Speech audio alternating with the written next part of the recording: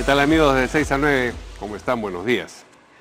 Hoy nos acompaña para la entrevista política Juan de la Puente, es politólogo, es abogado, viene con frecuencia a visitarnos y siempre comentamos qué es lo que está ocurriendo en la escena política. ¿Qué tal, Juan? ¿Cómo estás? Un gusto, buenos días. El fútbol afecta a la política, siempre. La política menos al fútbol. Casi nada. Casi nada. ¿Qué cambio crees tú se va a producir, o si alguno, tras la eliminación de Perú, en la atención que la ciudadanía le presta a la escena política? Quizás tomar nota de que siendo tan intensa la vocación del país al Mundial y la participación del Perú en este Mundial, no se ha producido no se ha tapado completamente, se ha cubierto completamente el escenario político, porque en ese contexto hemos tenido cosas muy relevantes que han logrado, digamos, hasta en algún momento competir con el fútbol, como por ejemplo la aprobación de la ley llamada Mulder y la caída del presidente en las encuestas. Y al terminar, creo, el Mundial, lo que vamos a ver es que resurge la idea de una política que en las últimas semanas se ha agriado un poco, ¿no? Como que todos estamos ahí tomando un café negro y sin azúcar. El optimismo que se produjo casi espontáneamente con la llegada de Vizcarra a la presidencia se ha diluido. Se ha diluido. O se ha agriado, para se ha agriado, sí, y me parece que además expresa un abrupto y rápido final de la etapa post-PPK, ¿no? Que se auguraba que iba a implicar unos 6 o 8 meses de luna de miel. Sí. Ha demostrado de que la luna de miel abajo en la sociedad nunca existió, y que la luna de miel o digamos, el temperamento tolerante entre el Ejecutivo y el Legislativo también está terminando. O sea, no fue una luna de miel, fue una encerrona de fin de semana, digamos, más o menos, duró poco. Sí, quizás un choque y fuga, para ser más específico. Sí. Y, digamos, las críticas que lanzó el otro día el líder de Fuerza Popular al presidente, digamos, marcaría, si no el retorno de una confrontación áspera, pero por lo menos una frialdad y distancia en temas sustantivos. Claro, días atrás en otro programa conversábamos sobre lo que expresaba el término ley mordaza en boca o en puño, digamos, del presidente para referirse a la ley Mulder. Era un cambio de tono en la manera como se refería a lo que en buena cuenta es la oposición, ¿no es cierto? Yo creo que es el sinceramiento de a quién perjudica la norma. Yo creo que el gobierno tardíamente se dio cuenta que el principal perjudicado por esta norma, considerando que es un gobierno que tiene dificultades para comunicar porque tiene pocos apoyos en la parte de arriba del sistema político, es el gobierno. Y entonces la alusión a ley mordaza evidentemente es casi como una declaratoria de que el límite de la relación con el Congreso estaba ahí y que para el gobierno era una cuestión de Estado. Pero ha habido un segundo sinceramiento, ¿no? Claro, a eso digamos, que es Keiko Fujimori diciendo está mal aconsejado al presidente. Claro, y es como marcar ahí un territorio diciendo esta no es la ley Mulder, esa también es mi ley o es nuestra ley, digamos, planteando que el presidente está equivocado. Porque los consejeros son como los amigos imaginarios vistos desde al frente, es decir, no se sabe si existen, pero es una manera de aludir al presidente sin golpearlo, digamos, de frente y en la cara. Es un golpe en oblicuo, pero en el fondo todos sabemos que las decisiones de un político no los toman los asesores, los consejeros, las personas que colaboran, sino son decisiones del presidente. Claro. Probablemente ahí ha habido el cuidado de no golpear directamente al presidente, pero esta vez, ¿no? Claro. Pero además las otras expresiones que se han escuchado aluden, digamos, a una crítica ya formal al gobierno. Pero estas expresiones han venido acompañadas, curiosamente, de dos reacciones que yo considero sensatas. Las que ha señalado el vocero Salaverry de Fuerza Popular, diciendo que están dispuestos a que nada está escrito sobre piedra. A regular las excepciones, y las que ha expresado ayer Luz Salgado, en el sentido que sea cual fuese el resultado del Tribunal Constitucional, esta ley tiene que regularse, lo cual significa que en realidad se están dando cuenta que una cosa es prohibir y otra cosa es, obviamente, regular. Pero entonces no hay sintonía perfecta entre lo que dice Keiko Fujimori y Luis Galarreta y lo que dice estos otros voceros del Fujimorismo, porque Keiko Fujimori insiste con la ley, con su naturaleza, y dice, no, lo que pasa es que como ya les expliqué, ¿no?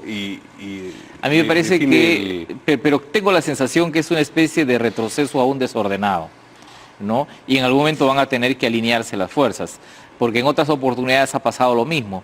Cuando Keiko se refiere a esta norma, obviamente está tomando en consideración que tiene esta ley tiene cierta simpatía abajo.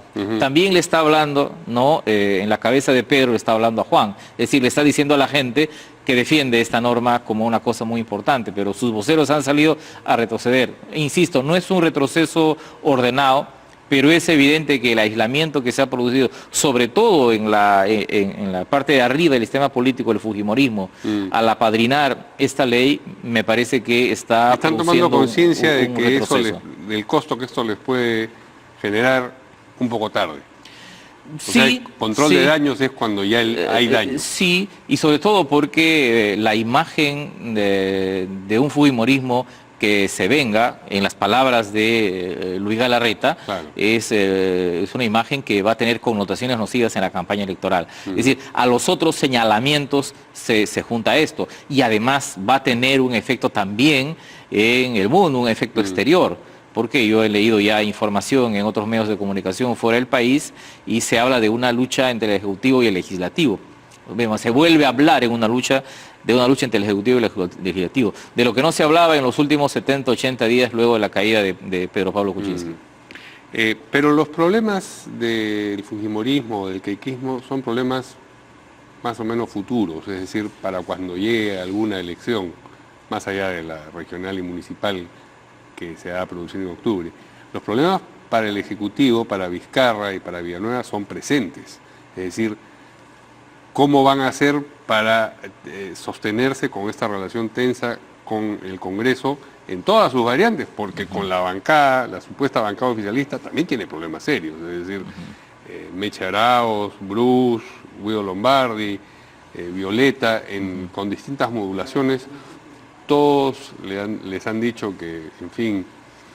Teniendo en cuenta que estamos a 70 o 80 días del inicio del gobierno, sí, y siendo relativamente un gobierno nuevo, a pesar de que la sociedad exige mucho de él, para efectos prácticos el gobierno no tiene una bancada propia directa. Estamos hablando de un apoyo que le entrega el fujimorismo. Sí. Y junto a la crítica por la actitud del gobierno en relación a la ley llamada Mulder, se tiene que el Congreso ha votado en favor de las facultades delegadas. De modo que yo me preguntaría, digamos, hasta qué momento el fujimorismo considerará que su respaldo al gobierno no lo erosiona sustancialmente.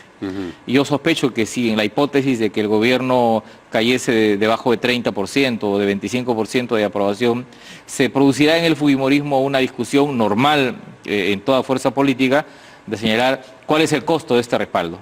Y aunque no retorne a una confrontación dura y áspera, probablemente una frialdad absoluta o una especie de oposición quirúrgica, que es lo que en algunos momentos el fujimorismo también ha hecho, es decir, escoger algunos ministros sobre los cuales, digamos, concentrar una carga opositora y no necesariamente claro, a todo el gobierno. Que tengan una función de escarmiento, digamos. Sí, o que apunte a una modificación, digamos, de la correlación de fuerzas al interior del gobierno, porque yo sospecho que el presidente relanzará su gobierno para el 28 de julio. No tiene otra salida, habría que esperar la encuesta que estos días emite GFK y la de mediados de julio de Ipsos, y yo creo que esas dos encuestas determinarán el sentido de este relanzamiento, que además con un mes de anticipación lo ha anunciado el propio premier Villanueva. Sí, bueno, ese ha sido un problema distinto, pero para hablar de eso y para hablar de las elecciones regionales y municipales que se vienen, vamos a volver en un momento porque vamos a una pausa.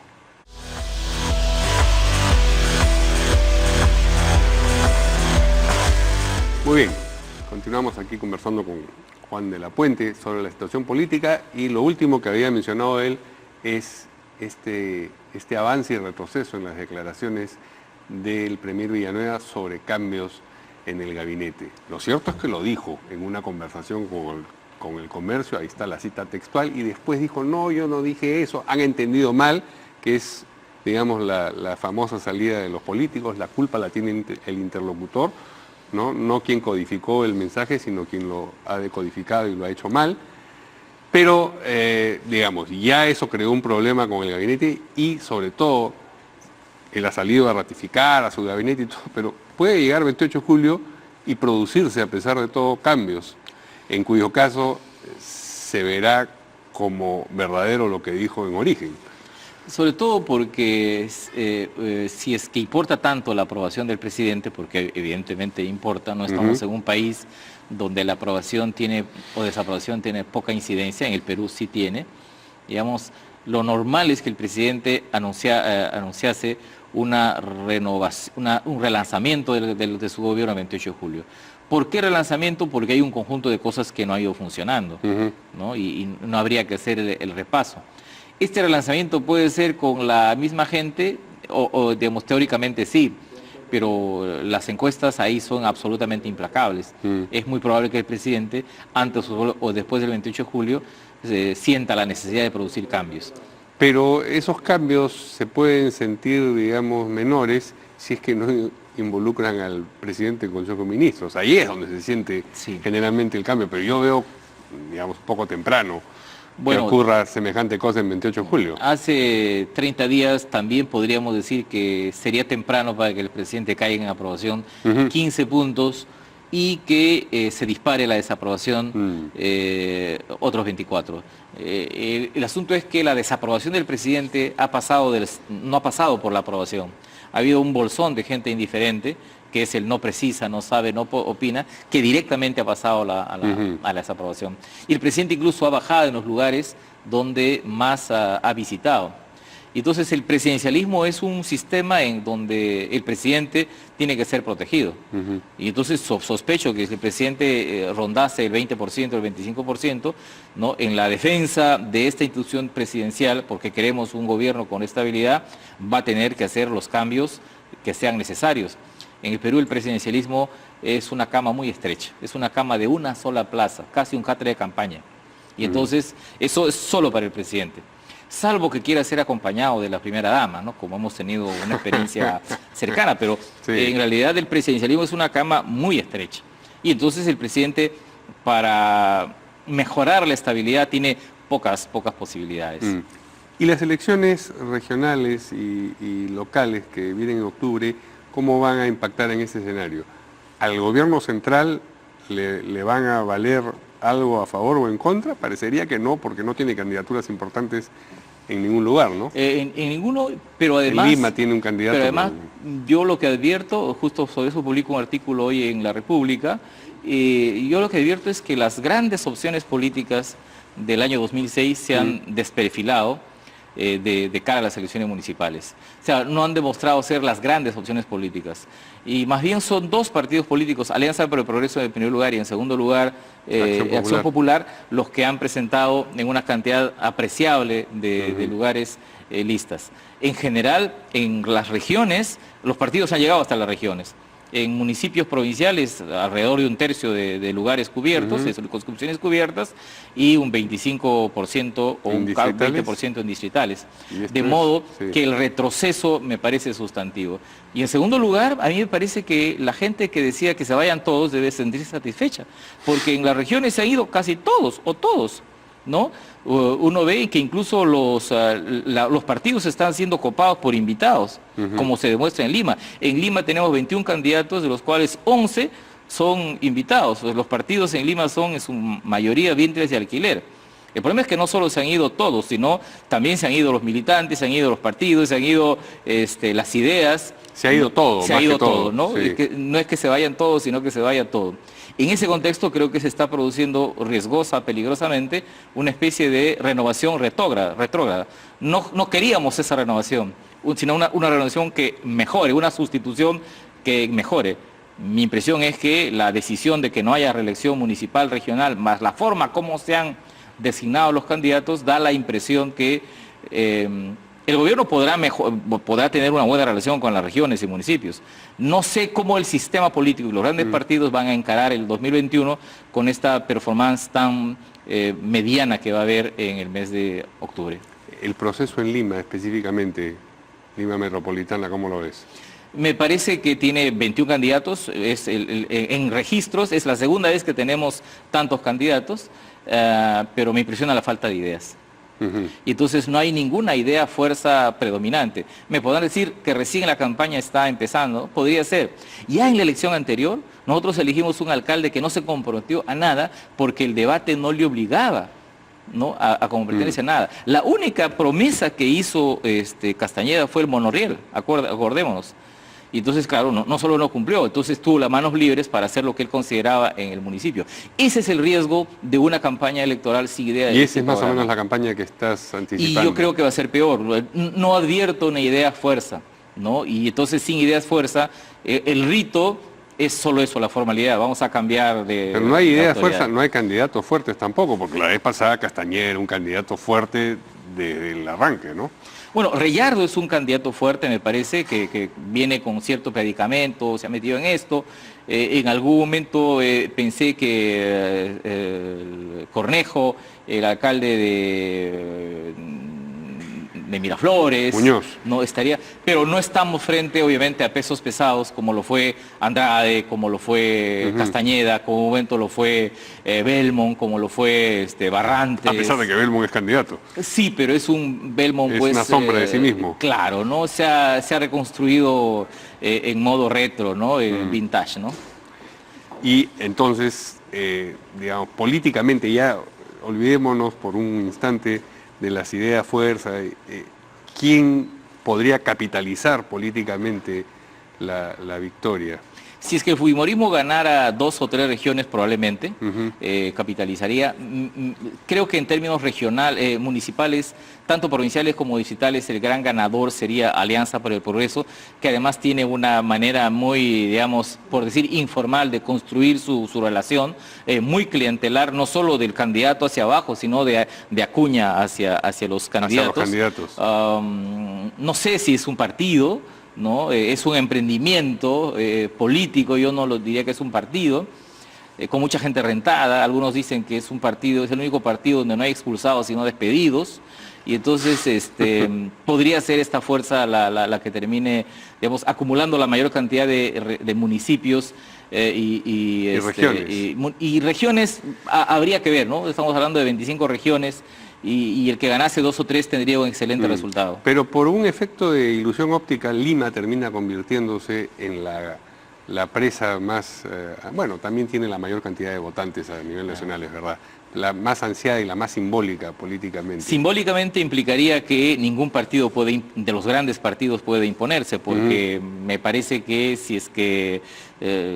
si le hacemos caso a las encuestas, no hay posibilidades que los grandes animadores del 2016 o los que podrían ser animadores del 2021 ganarán en Lima. Tendrán magros resultados, de modo que habría una especie de vacío electoral. De hecho, Lima no creo que haya sido siempre una ciudad de derechas, de izquierdas o de centro. Lima ha producido candidatos que han terminado irradiando el resto del país, y no le ha puesto un sello propio a las elecciones, porque recordemos que los candidatos, los alcaldes de Lima, no han tenido éxito postulando a la presidencia de la República. Ninguno, así es. Muy bien, muchas gracias a Juan de la Puente por esta conversación. Ya nos vemos el lunes aquí en De 6 a 9.